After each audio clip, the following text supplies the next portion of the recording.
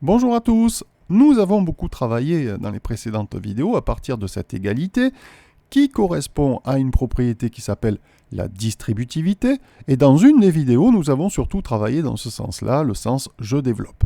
Alors, je vous demande de développer justement et de simplifier le plus possible cette expression. Que diriez-vous? Eh bien, 3x plus 6. 3x plus 6, pourquoi? Alors, je vous rappelle. Eh bien, que dans un premier temps, on peut écrire le signe multiplié sous-entendu, ce qui me rapproche de la partie gauche dans l'écriture, de la partie gauche de l'égalité de distributivité, ce qui me permet d'identifier. Je sais à partir de là que k vaut 3, a vaut x et b vaut 2. Ensuite, j'utilise la partie droite de l'égalité pour écrire k fois a plus k fois b, c'est-à-dire dans mon exemple 3 fois x plus 3 fois 2, ce qui me permet donc de développer. Et maintenant, je simplifie en disant 3x plus 6. Pourquoi? 3 fois x se note 3x, et 3 fois 2 se note 6. Bien. Alors, quand on fait ceci, on fait du calcul littéral, c'est-à-dire on transforme les écritures qui contiennent des lettres, les écritures littérales. Et la distributivité me sert énormément dans ce domaine-là, et on fait finalement de la technique. On apprend à utiliser de la technique pour transformer des écritures littérales. Alors, ce qui est dangereux avec la technique, c'est de perdre le sens de ce que l'on fait. Et il ne faut surtout pas perdre le sens de ce que l'on fait, et la présente vidéo est surtout là pour nous le rappeler. Alors, nous sommes partis de l'expression 3 entre parenthèses x plus 2, ça se lit 3 facteurs de x plus 2, et nous sommes arrivés au bout d'un certain nombre d'étapes à cette expression 3x plus 6. Alors un certain nombre d'étapes, un certain nombre d'égalités. Par conséquent, on peut résumer tout ce que nous avons sous les yeux par une égalité qui vient d'arriver. 3 facteurs de x plus 2 égale, au final, 3x plus 6. Alors je vais oublier un petit peu les étapes pour vous poser des questions de calcul. Je vais vous demander de remplacer par exemple x par 5 en suivant bien l'ordre de priorité dans l'expression située à gauche. Que trouvez-vous? Eh bien 21, parce que 5 plus 2 prioritaire, ça nous donne 7, multiplié par 3, ça fait 21. Et dans la partie droite, que trouvez-vous? Eh bien 21 aussi, parce que 3 fois 5 nous donne 15, et 15 plus 6 nous donne 21. Alors nous allons faire maintenant la même chose, mais cette fois-ci pour x égale 7. On remplace x par 7 dans la partie gauche de l'égalité. Que trouvez-vous? Eh bien 27, parce que 7 plus 2 prioritaire nous donne 9, multiplié par 3, 27. Et dans la partie droite, eh bien 27 aussi, puisque 3 fois 7 prioritaire nous donne 21, plus 6, 27. Maintenant, remplaçons x par 0 dans la partie gauche. Eh bien cela nous donne 6, puisque 0 plus 2 nous donne 2, multiplié par 3 donne 6. Et dans la partie droite, 6 aussi, puisque 3 fois 0, ça nous donne 0, plus 6 nous donne 6. Alors remplaçons maintenant x par un décimal, 4,1, dans la partie gauche. Eh bien 18,3, puisque 4,1 plus 2, ça nous donne 6,1, multiplié par 3, 18,3. Et dans la partie droite, 18,3 aussi, puisque 3 fois 4,1, ça nous donne 12,3, plus 6, 18,3.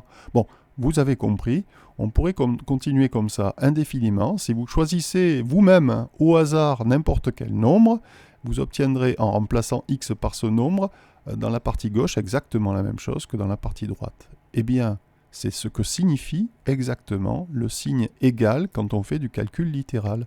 Quand on fait du calcul littéral, ce signe égal, il signifie que lorsque vous remplacez x par n'importe quelle valeur dans l'expression située à gauche, vous obtiendrez le même résultat en remplaçant ce x par cette même valeur dans la partie droite de l'égalité. Alors, pour voir si vous avez bien compris, une question que je vous laisse lire. Je vais résumer la question par cette écriture. 5 plus 2x égale, surmonté d'un point d'interrogation puisque je me pose la question, à 7x. Alors, plutôt que de répondre oui ou non pour l'instant à cette question, je préfère vous poser une petite question intermédiaire. Vous pourriez me dire ce que l'on obtiendrait dans l'expression à gauche, 5 plus 2x, lorsqu'on remplace x par 1. Alors attention, respectez bien l'ordre de priorité. Eh bien, on obtient 7 parce que 2 fois 1, 2, plus 5, 7. Ensuite, si on remplace x par 1 dans l'expression de droite, qu'est-ce qu'on va obtenir? 7 aussi. Bon, c'est là que vient une question très importante pour vérifier que vous avez bien compris ce qui a été dit précédemment.